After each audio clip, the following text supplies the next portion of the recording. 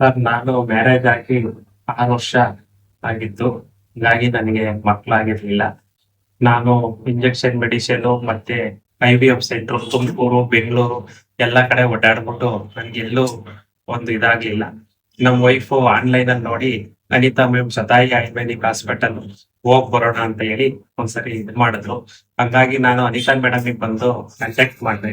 Contact ಮಾಡಿದ ಕೂಡಲೇ Anita madam 3 ತಿಂಗಳು ಇದ್ ಮಾಡೋಣ, ನ್ಯಾಚುರಲ್ ಆಗಿ ಟ್ರೀಟ್ಮೆಂಟ್ ಮಾಡೋಣ, ನ್ಯಾಚುರಲ್ ಆಗಿ ಆಗುತ್ತೆ ಅಂತ ಅಂದ್ರು.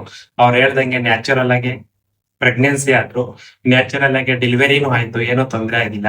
ಹಂಗಾಗಿ ನಾವು ಅನಿತಾ ಮೇಡಮ್ಗೆ ಇವತ್ತು ಬಂದು ಒಂದು ಥ್ಯಾಂಕ್ಸ್ ಹೇಳಕ್ ಬಂದಿದೀವಿ ಸರ್ ಆರ್ಟಿಸ್ಟ್. ಹೇಳ್ತೀನಿ. ತುಂಬಾ ಥ್ಯಾಂಕ್ಸ್ ಹೇಳ್ತೀನಿ ಅಂತ ಮೇಡಮ್ಗೆ. ತುಂಬಾ ಅಂದ್ರೆ ಮಕ್ಳಾಗೋದ್ ಹೋಪ್ನ ನಾನು ಕಳ್ಕೊಂಡಿದ್ದೆ. ಬಟ್ ಮೇಡಮ್ ಇಂದ ಅದು ತುಂಬಾ ಈಸಿಯಾಗಿ ಪ್ರೆಗ್ನೆನ್ಸಿ ಈಸಿ ಆಗಿದೆ.